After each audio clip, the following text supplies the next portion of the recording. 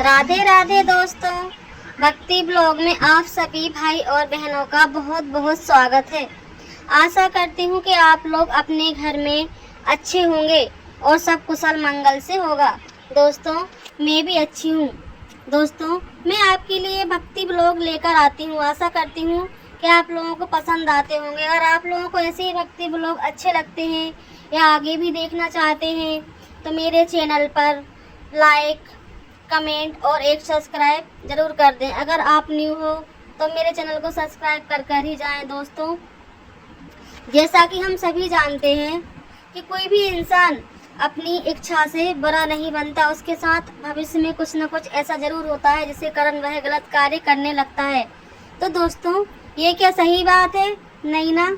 आपको अपनी ज़िंदगी में कितनी भी कठिन परिस्थिति आ जाए पर सच का साथ नहीं छोड़ना है। दोस्तों, मैं आपके लिए आज फिर से लेकर आ गई हूँ भक्ति ब्लॉग में माँ संतोषी की व्रत कथा। कहते हैं अगर हम माता की पूजा अर्चना पूरी विधि विधान से करते हैं तो आपकी सारी मनोकामना पूरी होती है। अगर आपको यह कथा पूरी विस्तार से सुनना है तो आप शुरू से लेकर लास्ट तक इस वीडियो में मेरे साथ बने रहें। और अगर आप माता के भक्त हैं तो कमेंट में जय माँ संतोषी लिखकर जरूर जाएं। जैसा कि भक्तों, हम सभी जानते हैं कि शुक्रवार का दिन माँ संतोषी को समर्पित होता है और उनकी पूजा अर्चना की जाती है। दोस्तों, क्या आप लोग ये जानते हैं कि माँ संतोषी का जब भी हम व्रत करते हैं तो हमारे घर में कोई भी खट्टी चीज़ नहीं बनना चाहिए और ना ही घर का कोई भी सदस्य खट्टी चीज़ खाए, ना ही बच्चे, ना ही पति, ना ही सास ससुर, ना ही नंद, ना ही देवर, कोई भी। और कहते हैं जो भी पूरी श्रद्धा और भक्ति से माँ संतोषी की पूजा अर्चना करता है उसकी सारी मनोकामना पूरी होती है। दोस्तों, वैसे तो हम 11 शुक्रवार भी कर सकते हैं और 21 शुक्रवार भी कर सकते हैं। उस दिन सुबह सुबह प्रातः काल में जल्दी स्नान करके स्वस्थ वस्त्र धारण कर माँ संतोषी माता की पूजा की जाती है। दोस्तों, इस दिन मीठे का प्रसाद बनता है और घर में ना ही खट्टी चीज़ आती है और ना ही खट्टी चीज़ बनती है। कहते हैं खट्टी चीज़ खाने से माँ संतोषी क्रोधित हो जाती है। इस दिन संतोषी माता को गुड़ और चने का भोग लगता है। तो दोस्तों, जो भी इस कथा को पूरी विधि विधान से सुनता है या करता है या दूसरा भी इसको सुनता है उसकी सारी मनोकामना पूरी होती है। तो भक्तों, जो भी इस कथा को पूरा सुने, माँ संतोषी की कृपा उसके घर परिवार पर हमेशा बनी रहे। तो दोस्तों, आपका एक सपोर्ट, एक लाइक, एक सब्सक्राइब, एक कमेंट हमें बहुत ही सपोर्ट देता है, इसलिए हमें सपोर्ट जरूर करें और हमारे चैनल को सब्सक्राइब करना ना भूलें। तो आइए दोस्तों, हम शुरुआत करते हैं। इस व्रत कथा में अगर किसी ने गलती से भी अगर यह कथा सुन ली तो उसकी सारी मनोकामना पूरी हो जाती है। तो आइए शुरुआत करते हैं। एक बुढ़िया थी जिसके 7 बेटे थे। उनमें 6 कमाते थे और 1 कमाने वाला था।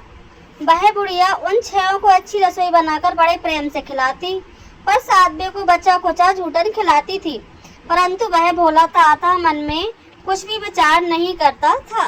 एक दिन वह अपनी पत्नी से बोला, देखो मेरी माता को मुझसे कितना प्रेम है। उसने कहा वह तुम्हें सभी की झूठन खिलाती है, फिर भी तुम ऐसा कहते हो।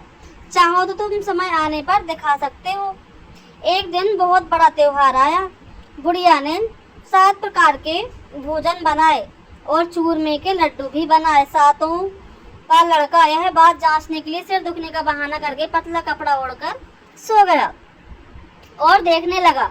माँ ने उसको बहुत अच्छे आसनों पर बैठाया और 7 प्रकार के भोजन लड्डू परोसे। वह उन्हें बड़े प्रेम से खिला रही थी। जब वो छठों उठ गए तो माँ ने उनकी थालियों में से झूठन इकट्ठी की और उनमें से एक लड्डू बनाया। फिर वह 7वें लड़के से बोली, अरे रोटी खा ले। वह बोला, माँ मैं भोजन नहीं करूँगा, मैं परदेश जा रहा हूँ। माँ ने कहा कल जाता था सो आज ही चला जा। वह घर से निकल गया। चलते चलते समय उसे अपनी पत्नी की याद आई जो गौशाला में करने थाप रही थी। वह बोला, हम विदेश को जा रहे हैं, आएंगे कछु काल में, तुम रहियो संतोष से धर्म अपना पालन करना। इस पर उसकी पत्नी बोली, जाओ पिए आनंद से हमारी सोच हटाओ। राम भरोसे हम रहें, ईश्वर तुम्हें सहाय। देहु निशानी आपड़ी, देख धरू में धीर, सुधी हमारी ना बिसरइयो, रखियो मन गंभीर। इस पर वह वो लड़का बोला, मेरे पास कुछ नहीं है, यह अंगूठी है, सो ले जाओ और मुझे भी अपनी कोई निशानी दे जाओ। वह बोली, मेरे पास यह गोबर भरे हाथ है। यह कहकर उसने पीठ पर गोबर भरे हाथ की थाप मार दी। वह लड़का चला गया। ऐसा कहते हैं इसी कारण से विवाह में पति पत्नी की पीठ पर हाथ का छापा मारती है। चलते समय वह दूर देश में पहुंच गया। वह एक व्यापारी की दुकान पर जाकर बोला, भाई मुझे नौकरी पर रख लो। व्यापारी को नौकर की जरूरत थी, अतः वह बोला, तनख्वाह देखकर देंगे, तुम रह जाओ। वह सवेरे 7 बजे से रात 11 बजे तक नौकरी करने लगा। थोड़े ही दिनों में सारा लेन देन हिसाब किताब करने लगा। सेठ के 7-8 नौकर चक्कर खाने लगे। सेठ ने उसे 2-3 महीने से आधे मुनाफे का हिस्सेदार बना दिया। 12 वर्ष में वह नामी सेठ बन गया और उसका मालिक उसके भरोसे काम छोड़कर कहीं बाहर चला गया। उधर उसकी औरत को सास जेठानियां बड़ा कष्ट देने लगी। वो उसे लकड़ी लेने के लिए जंगल में भेजती, भूसे की रोटी देती, फूटे नारियल में पानी देती। वह बड़े कष्ट से जी रही थी और रास्ते में उसने कई औरतों को व्रत करते देखा। वह पूछने लगी, बहनों यह किसका व्रत है, कैसे करते हैं और इससे क्या फल मिलता है? इसके कहने पर मनवांछित फल मिलता है। इससे गरीबी, मन की चिंताएं, राज के मुकदमे, कलह, रोग दोष नष्ट होते हैं और संतान सुख, धन, प्रसन्नता, शांति, मन पसंद वर मिलता है। वह बाहर गए हुए पति के दर्शन होते हैं। उसने इस व्रत करने की विधि बता दी। उसने रास्ते में सारी लकड़ियां बेच दी और गुड़ और चना खरीद लिया। उसने व्रत करने की पूरी तैयारी कर ली। यह मंदिर किसका है? वह कहने लगे, यह संतोषी माता का मंदिर है।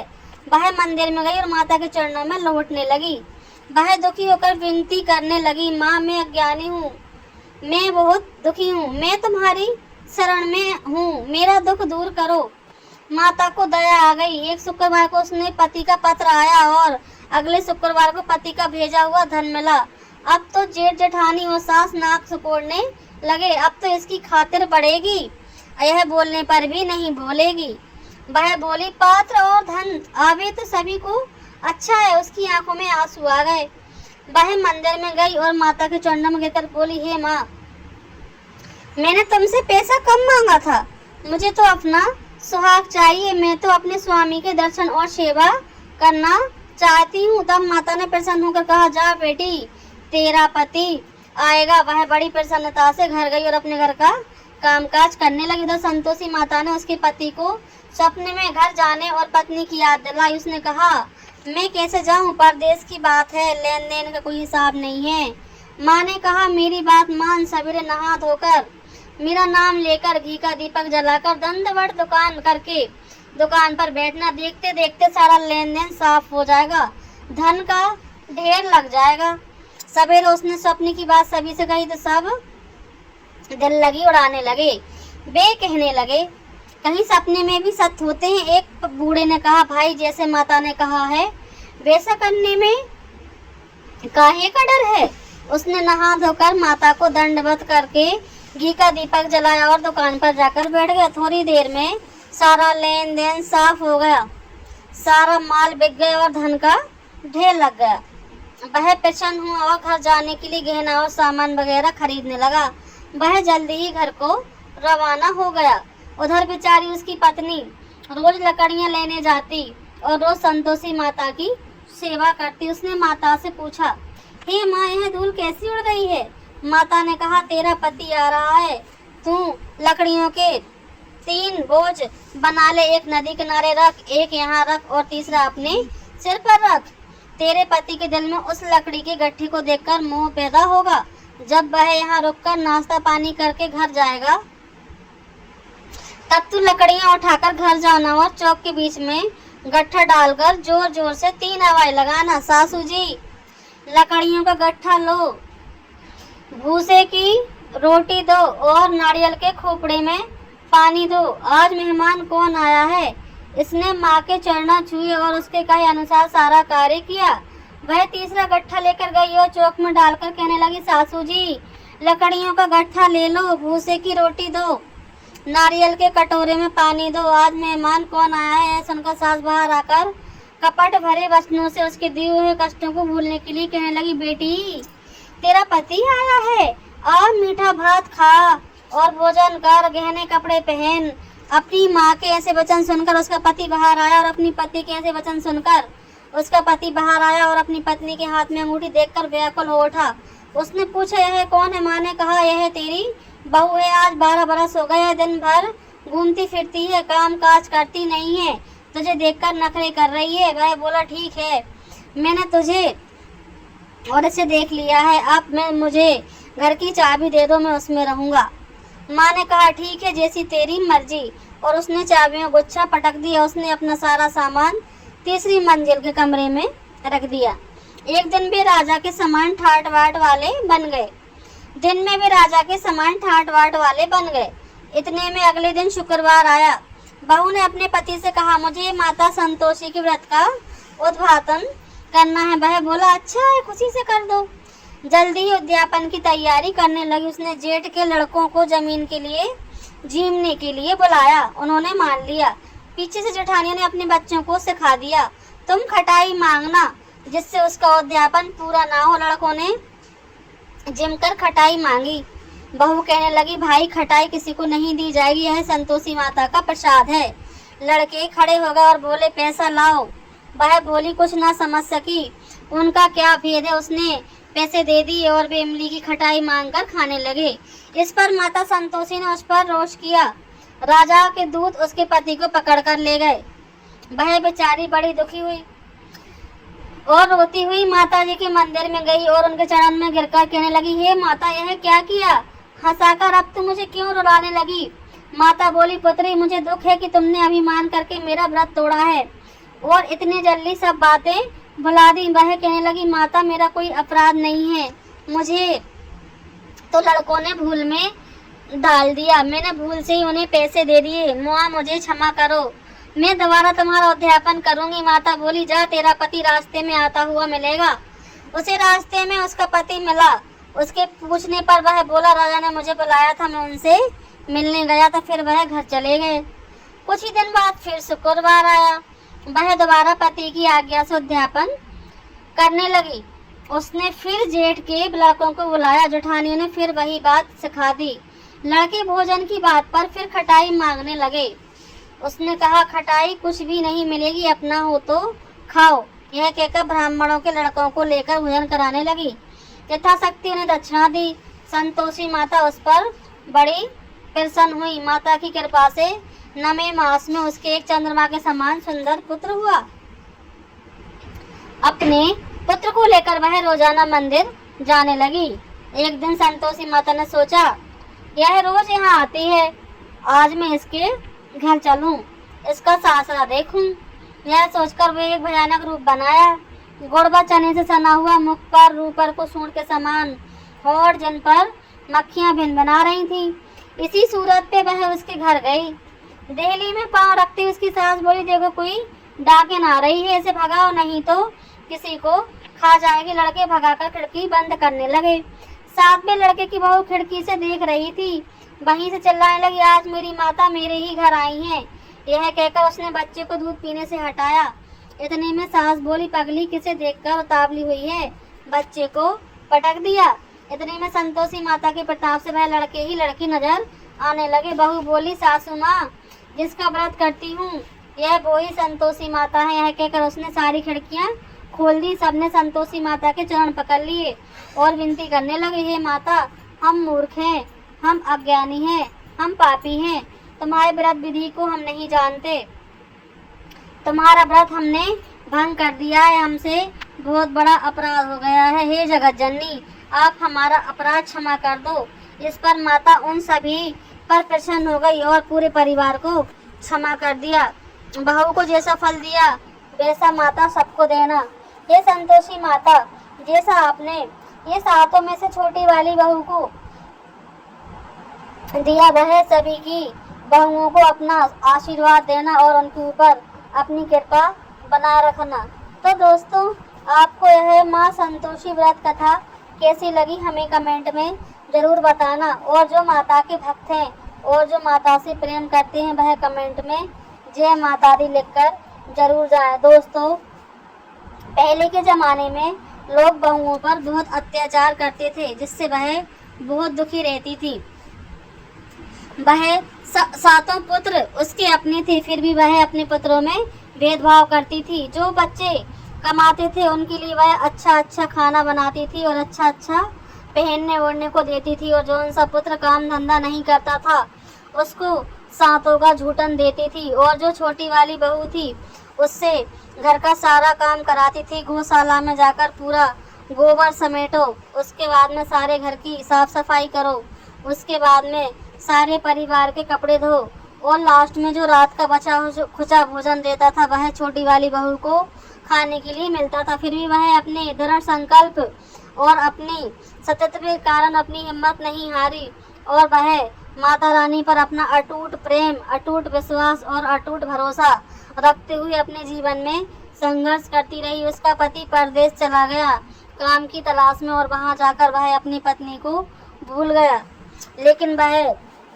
हिम्मत नहीं हारी। जंगल में जाती, लकड़ियां काटती, और लकड़ियां बेचकर जो पैसा मिलता उससे वह गुजर बसर करती। घर पर आती तो घर का सारा काम धंधा करती। जेठ और जेठानी उसको ताना मारते, और सास भी उसको ताना मारती, अरे ये डायन है, अरे यह कुलच्छनी है, यह जब से हमारे घर में आई है हमारे घर का सर्वनाश हो गया है, मेरा बेटा घर छोड़कर चला गया है। वह सबके ताने सुनती और रूखा सूखा खाती। एक दिन वह जंगल से लकड़ियां ला रही थी तो रास्ते में कुछ औरतें उसको व्रत करती हुई मिल गई, और उन्होंने बताया कि जो भी पूरे मन और वचन से माँ संतोषी की पूजा आराधना करता है और पूरी विधि विधान से व्रत का उद्घाटन करता है, उसकी सारी मनोकामना पूरी होती है।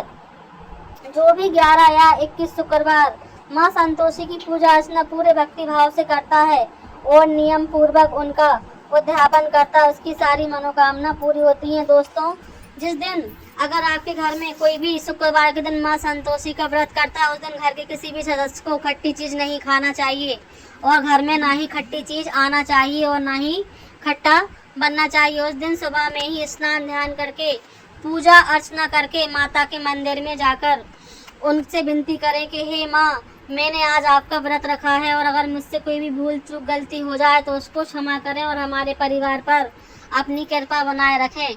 और भोग में माँ संतोषी को गुड़ और चने का भोग लगता है। उसके बाद पूरे नियम पूर्वक माता की आरती की जाती है।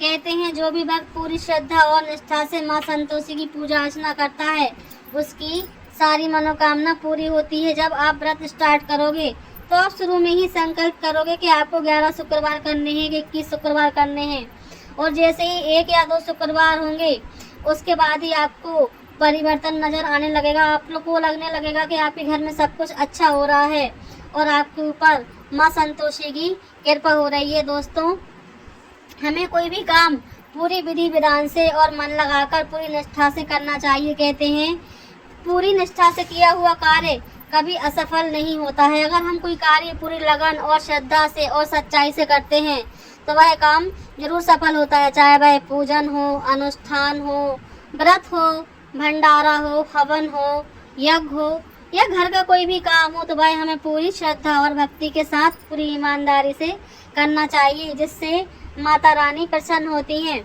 और घर में धन धान और पुत्र की उत्पत्ति होती है और घर में सद्गुण आता है, रिद्धि सिद्धि का वास होता है और माँ लक्ष्मी जी की असीम कृपा होती है। तो दोस्तों, आपको हमारी यह पौराणिक कथा कैसी लगी? यह में सिर्फ एक बेसिक जानकारी है, ये किसी भी धर्म या जाति संप्रदाय से कोई भी लेन देन नहीं है।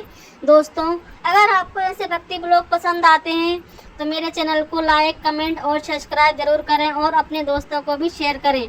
अगर आप माता से प्रेम करते हैं तो कमेंट में जय माता दी लिखकर जरूर जाएं। दोस्तों, मैं आपके लिए ऐसी जानकारियां बड़ी मुश्किल से ढूंढ कर लेकर आती हूं। आप लोगों से हाथ जोड़कर विनती है कि आप लोग अपना ऐसे ही प्यार और सपोर्ट हमारे ऊपर बनाए रखें और जो भी यह कथा पूरी सुने या दूसरों को सुनाए उसकी सारी मनोकामना पूरी हो। दोस्तों, आज के टाइम पे तो इतना कुछ हो गया है कि अगर आप यह कथा नहीं पढ़ सकते हो तो आप फोन में चलाकर भी यह कथा सुन सकते हो और माँ संतोषी की पूजा अर्चना कर सकते हो। जैसे सातों बहुओं को माँ ने आशीर्वाद दिया और उनकी सारी गलतियाँ क्षमा कर दी, वैसे ही सबके घर पर माता की कृपा बनी रहे। जो भी इस कथा को पूरा श्रवण करे या दूसरों को सुनाए, उसकी माँ संतोषी पूरी मनोकामना पूरी करे। हे माँ संतोषी, जैसे आपने उस दुखियारी बहू और बेटे की मनोकामना पूरी की और उसे घर में धन धान की बाढ़ आ गई और उसे घर में सुंदर से पुत्र का जन्म हुआ, ऐसे ही आप अपनी कृपा दृष्टि सबके ऊपर बनाए रखना और जो भी कमेंट में जय माता दी लिख कर जाए, उसकी सारी मनोकामना पूरी करना। दोस्तों, आपको हमारे यह भक्ति ब्लॉग कैसे लगते हैं, आप हमें ज़रूर बताएं। आपका थोड़ा सा प्यार, थोड़ा सा सपोर्ट हमारे लिए एक उम्मीद की किरण जैसा होता है कि चलो आप लोग हमें सपोर्ट कर रहे हैं तो हमारी मेहनत सफल हो रही है। पर आप लोग वीडियो देखकर और स्किप कर कर निकल जाते हैं, यह अच्छी बात नहीं है। तो दोस्तों, अगर आप लोग थोड़ा थोड़ा भी सपोर्ट करेंगे तो किसी की उम्मीद बनी रहती है कि अगर वह कोई अच्छा कार्य कर रहा है, आपके लिए कुछ अच्छी चीज़ें लेकर आ रहा है, तो आप लोग उसका सपोर्ट कर रहे हैं। तो दोस्तों, आज के लिए बस इतना ही और मैं जा रही हूँ। पर आप लोग इस कथा को सुनने के बाद में जय माता दी लिखना ना भूलें और मेरे चैनल को सब्सक्राइब करना भी ना भूलें। आपका एक शेयर, एक लाइक, एक कमेंट हमें बहुत प्रोत्साहन देता है। तो दोस्तों, आज के लिए बस इतना ही। बस हम चलते हैं, प्रेम से बोलिए राधे राधे। जैसे आपने अपनी बहू को फल दिया, वैसा ही माता सबको फल देना और सबके ऊपर अपनी कृपा दृष्टि बना रखना। जो भी भक्त माँ संतोषी की दिल से पूजा अर्चना करे, उसकी सारी मनोकामना पूरी हो। तो प्रेम से बोलो जय माता दी।